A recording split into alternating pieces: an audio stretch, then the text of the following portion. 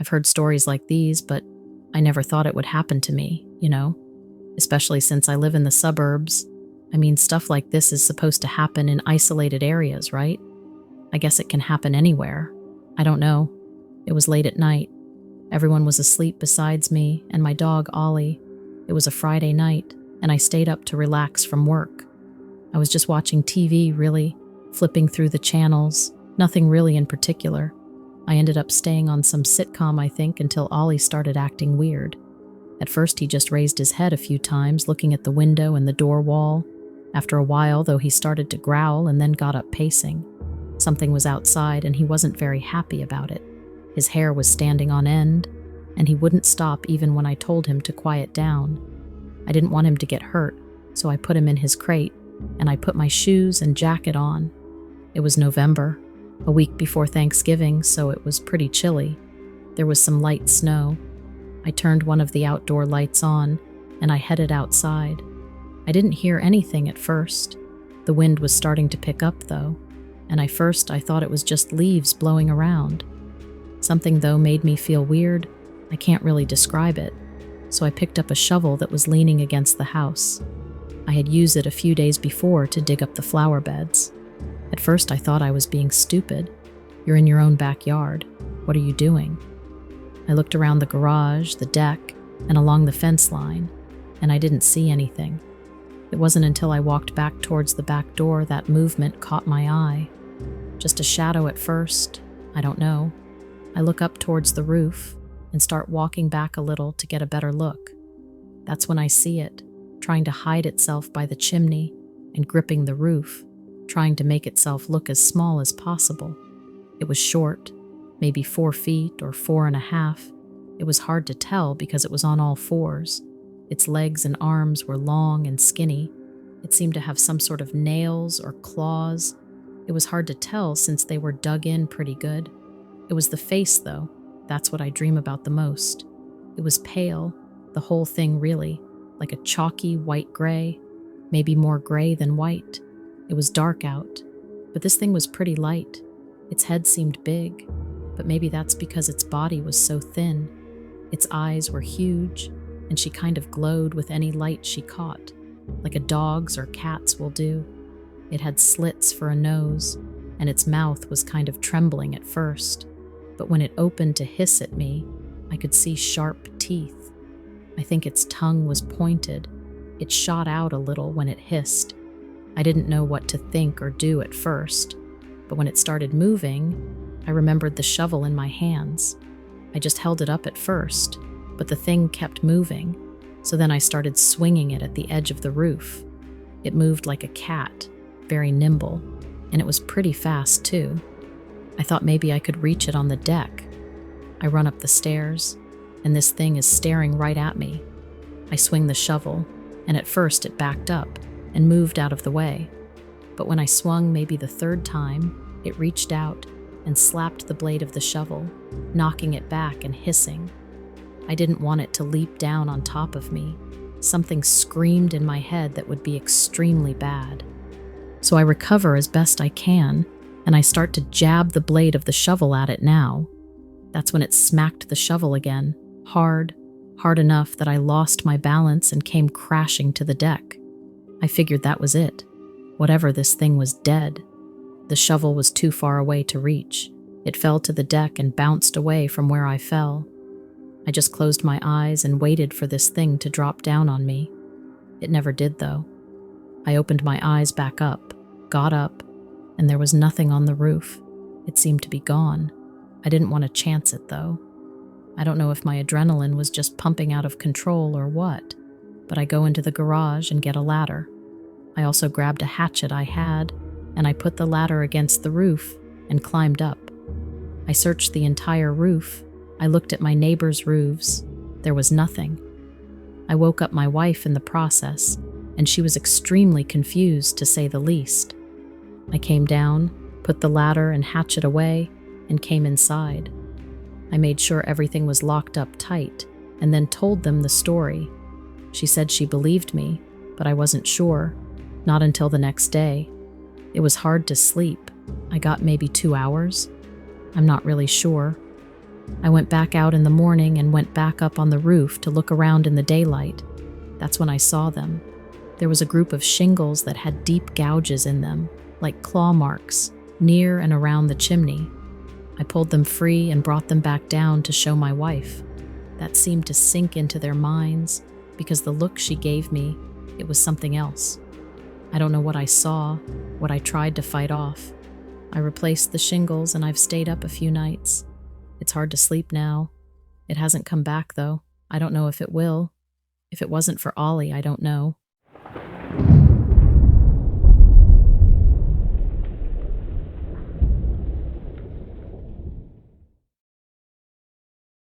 The craziest thing happened to me while I was working in an old barn in New Jersey.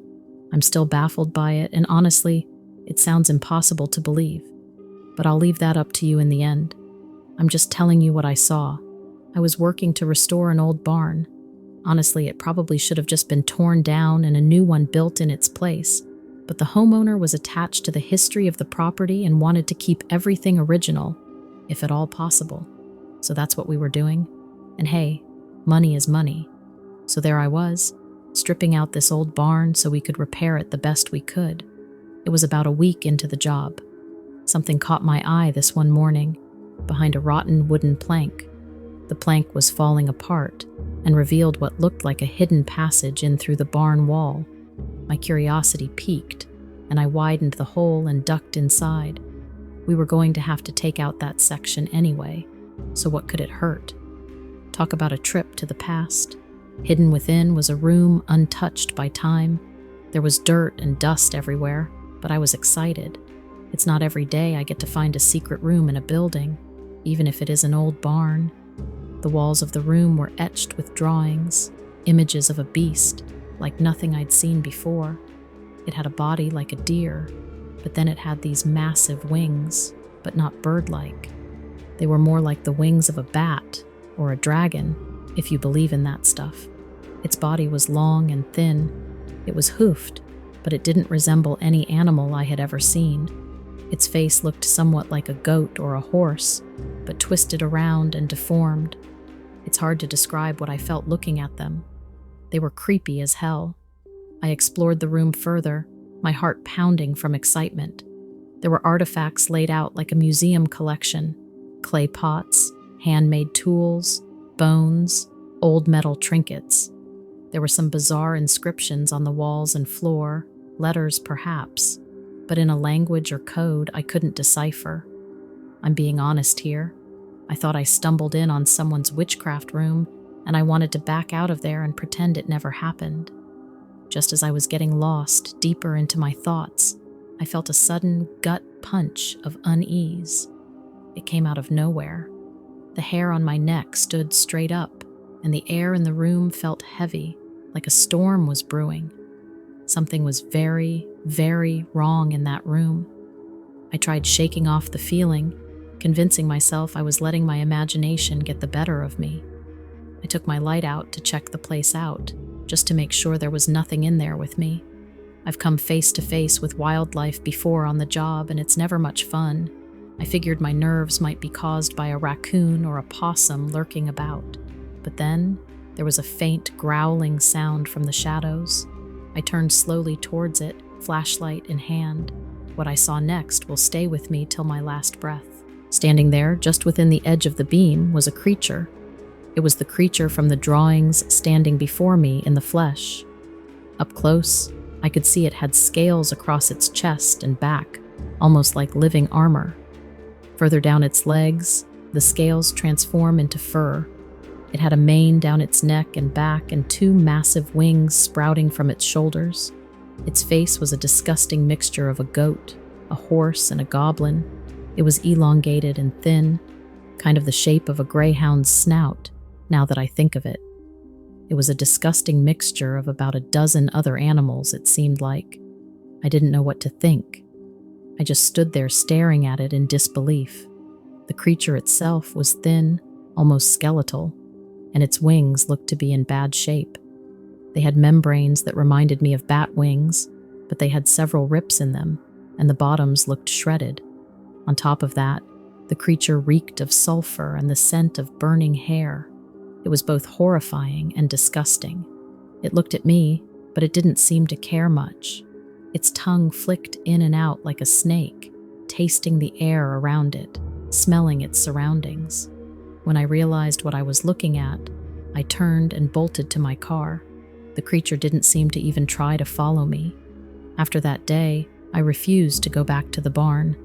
My team thought I was nuts, but I didn't care.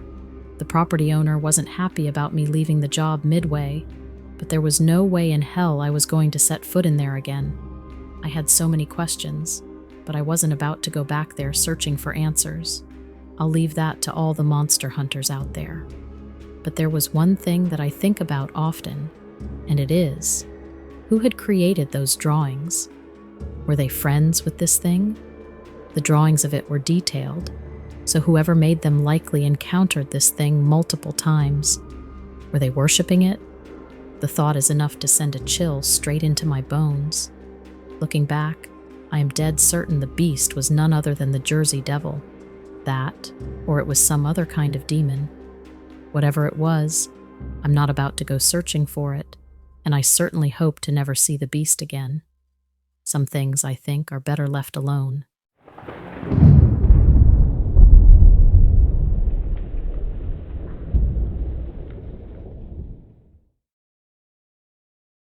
I used to play ghost games when we were kids growing up in Iowa. I'm in my early 40s now, but I never really believed in them until I actually saw one for myself. I used to have a job at the local movie theater when I would be home from college for the summer. A few of my friends and I worked as the morning cleaners. It was a fairly big building with 3 big screens, 4 mid-sized screens, and 3 small screens. My job was to clean all the screening rooms. My shift went from 4 a.m. to 10 a.m. It would take me about 20 minutes to get to work from where I lived. The theater was out in a busier area of town, and I lived on the outskirts. The first couple of weeks that I worked there, nothing out of the ordinary happened. Typically, there would only be 2 or 3 of us working during a shift. Most of the time I was alone, just cleaning and listening to my iPod. Sometimes we'd meet up with the day shift when they arrived and give them details on any maintenance issues and stuff that we were dealing with or lost and found stuff that had been left behind. One day in particular, my manager asked me if we'd ever noticed the front doors being unlocked when we arrived in the morning. I told him I had never noticed that. He also mentioned to us that some customers had complained about a tall, lanky man in a suit that had been following them from theater to theater and sometimes into the bathroom. A few times, people had come to the ticket area really frightened because of it. They would describe a man almost 7 feet tall wearing a black suit, and they always said he was wearing one of those old-fashioned bowler caps. Apparently, he would walk after them slowly, like he was stalking them, and they said he seemed threatening. But whenever a theater employee went to check it out, there was no sign of him. A few times, the police were even called. It became so common that business started to suffer. Everyone just referred to him as the tall man. Occasionally, an employee would catch a glimpse of him sneaking into a theater, but whenever they pursued him, the theater would turn out to be empty. So there were 10 theater rooms total, but Theater 5 seemed to be the one where the tall man was most often seen. Nobody wanted to clean out Theater 5. When I first started, I was fairly naive about ghosts and spirits, and I didn't feel that apprehensive about them, so they kept assigning me to be the one to clean it out. Theater 5 was in a unique spot since it sat behind the bathrooms in the lobby. In order to get to it, you had to walk down a long hallway before reaching the screening room. Being that far back made you the most secluded, especially when it was 4 a.m.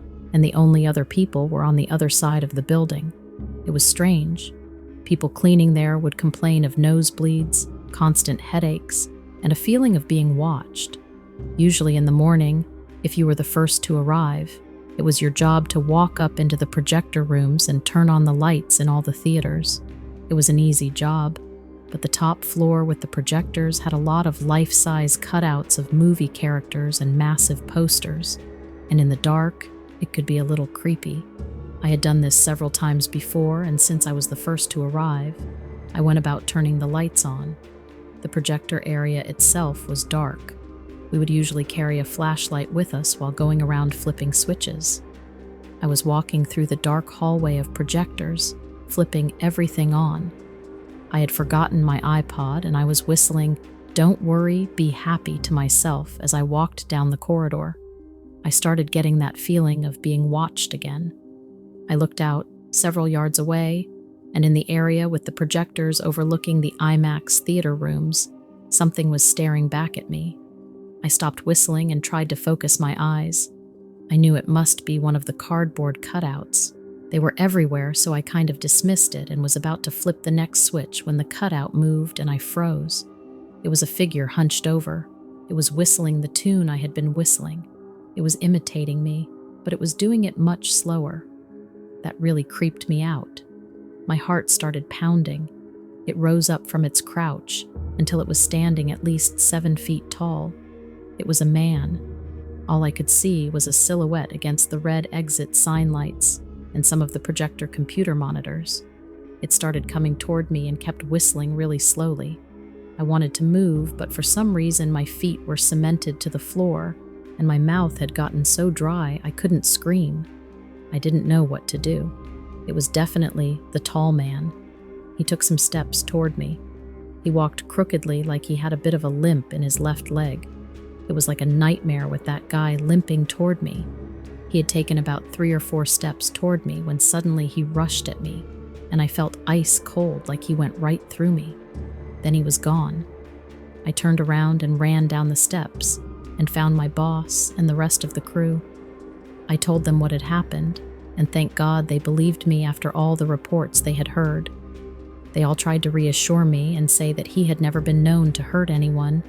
Probably just enjoyed spooking people. I didn't care, though. That experience alone was enough to make me put in my 2 weeks' notice. It was way too creepy for me.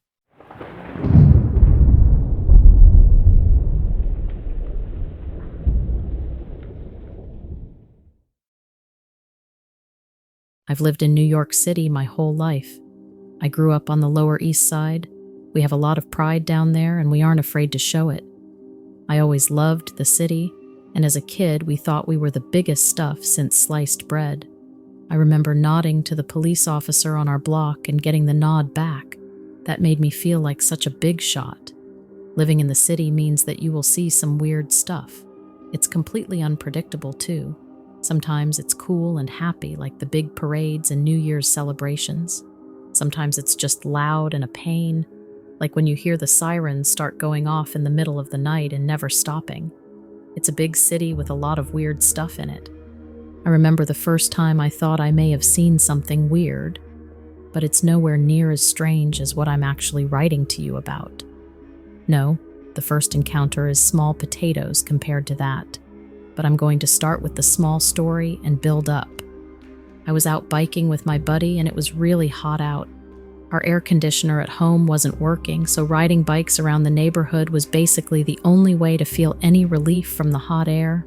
August in the city is really stifling with all that heat reflecting off the pavement and buildings. Anyway, we were biking when I saw something in the storm drain. It was like 2 yellow floating lights peeking out at us. Did you ever see that movie, It? Yeah, it was like that creepy clown demon thing in the gutter, but just yellow eyes. I was riding my bike fast and didn't get a great glimpse of it. I really didn't think I thought much of it as a kid. I remembered it again, though, immediately after this latest encounter. That bike incident happened like 20 years ago. I ended up getting a pretty good job right out of high school. I never went to college, though. School just wasn't my thing. I tried to study hard, but it never came easy. Maybe I have one of those learning disabilities or something. Maybe I have some bigger issue in my head, like I'm a psycho or something, and that explains why I've seen these weird things. I don't know, I'm just trying to grasp any possible semi-logical reason. Anyways, here's the real big potato story. So, out of high school, I started working. I started working for the New York City sewer utility as basically a grunt worker. It kind of stunk, but I got health insurance and my mom needed medicine for her blood pressure. We didn't have much money growing up, so I viewed it as a way to give back to her. Eventually, I got good at my job and the bosses noticed. They say hard work pays off, and it sure did for me. I eventually got upgraded to an inspector and have basically worked by myself ever since then. New York City has a sewer system called a combined sewer. About 60% of all the sewers in the city are part of this combined sewer. That means that all the little sewers and drains that come out of the buildings feed into one really big pipe. I spent a lot of time alone in those really big pipes, making sure that they'd be ready in case of a big storm, like Superstorm Sandy. So this really brings me to the whole reason why I'm writing to you now. I was down in one of these big combined drains all by myself, just like any other day. I was having a good time that day and moving fast. I wanted to get out of work early to bring my mom to the doctor. These combined sewers are usually pretty dry, unless it's right after a big storm or something. It hadn't rained in a week or two, so it was unusual that this combined sewer had the amount of water in it that it did. It was a solid 2 or 3 feet extra of water. And that's the first weird thing that stuck out to me. The second weird thing that stuck out to me was that there was obviously something moving in the water. I've had to deal with this before. People's idiot cats fall down a drain, or a raccoon gets stuck or something dumb like that, and they end up splashing and drowning, and I have to call animal control. That's what I thought all the ripples were. It's pretty dark down in those sewers, but I could tell that whatever was moving in that water was bigger than a raccoon. I tried to shine my light on it, and when I did, I saw something really weird. It was scaly and spiny and moving fast through the water. I totally froze when I saw that, with all the stories of alligators in the sewers coming into my head. I beamed my light on and watched as it moved down the sewer tunnel. Eventually, the angle wasn't right, and I couldn't see it anymore. There was lots of debris in the water, and I really second-guessed myself, thinking maybe it was a branch or something. I know that it wasn't because of what I saw next. Remember those yellow eyes I'd seen as a kid, looking at me out of the sewer? I swear they were looking at me again like 100 feet away, straight out of the darkness. And it wasn't just one set of eyes. I swear I counted 5 sets of them, all yellow, staring straight out at me, making eye contact with me. I'm pretty sure I saw one of them blink. I have never moved so fast through a sewer tunnel, up the ladder, across the parking lot, and into my truck. My heart was pounding as I sat in my truck. I got another inspector to check out that tunnel with me, and he swears he didn't see anything. This is why maybe I think I have something wrong in my head. I can't find any explanation to what I saw.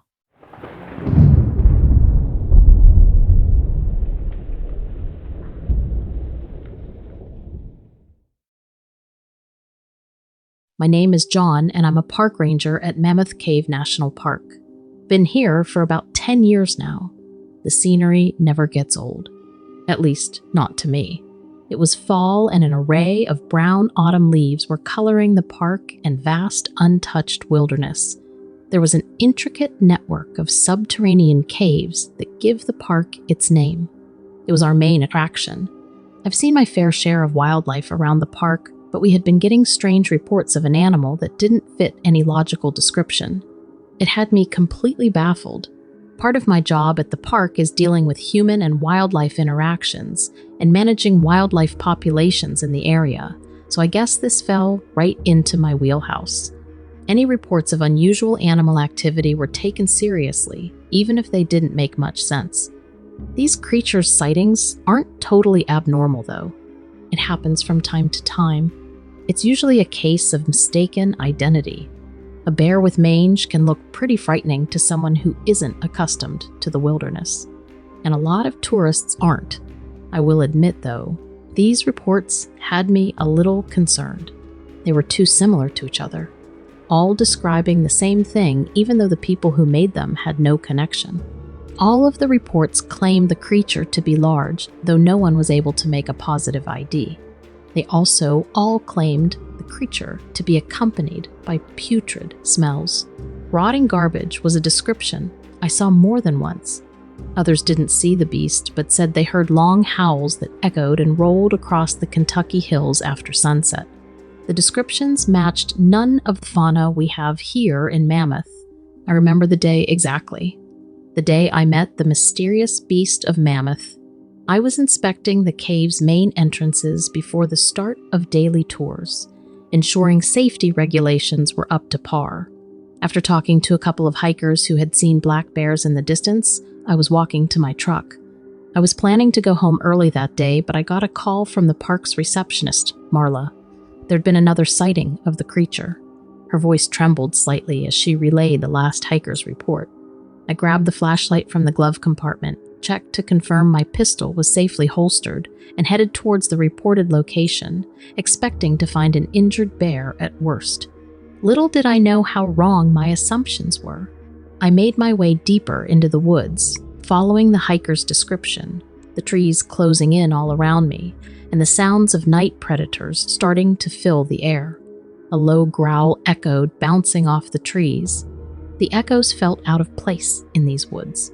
It made the hair on my arms and neck stand up straight. I moved on nonetheless, determined to do my job. The stench, however, became stronger as I moved forward. I found the path that led me to a wide clearing. It was oddly silent there, almost as if the wilderness around knew something that I didn't. Taking a deep breath, I stepped into the clearing, hoping I wasn't about to stumble into something I wasn't prepared for. No amount of time on the job prepares you for something like this. I can tell you that for certain. Deeper into the clearing, I saw it. Standing at a distance, it looked like a bear in the darkness, but something about it didn't fit right. And then it stood up, on two legs. I'd put it at about 7, maybe 8 feet tall. I was rooted to the spot, the flashlight trembling in my hand as I let its beam trace the form of the creature. It had broad shoulders, muscular arms, and stood upright just like a man. I could see thick fur covering its body in shades of black and brown. The body was beastly, like an extremely muscular man, but its legs seemed twisted and dog-like. The deep-set eyes illuminated by my flashlight were what stuck with me the most. They were intensely yellow, glowing slightly against the dark backdrop of the forest as they bore down at me. The head looked like it had been taken from a wolf and grafted onto a bear's body. A long, snarling snout with jagged scars running across it, revealing glimpses of an intimidating set of teeth below. Its thick whiskers twitched as it sniffed the air. I stood there dumbfounded for far too long. The beastly creature gave off a growl, a deep rumble that echoed in the pit of the forest. My brain screamed at me to move, to do something. I did the first thing that came to mind when encountering a wild animal. I backed away, slowly. Very, very slowly. The creature didn't seem to want to pursue me. When I created some distance between myself and the creature, I broke into a run for the truck, looking back only once to see those glowing eyes watching me, but staying where it was. I checked in with Marla to confirm I was on my way back to the station. She said over the radio, "John, did you see it?" To which I responded, still out of breath, "Yeah, Marla, I saw it. Doing this job, I thought I'd seen it all. But this was something different, something hostile and terrifying that didn't belong in our world." It was days before I could return to that part of the park. Every shadow now seemed menacing. Every rustle of leaves got me on edge. Of course, I told my superiors, who brushed it off. But dozens of people phoning in similar encounters all knew it was out there. And that's a fact that's hard to ignore.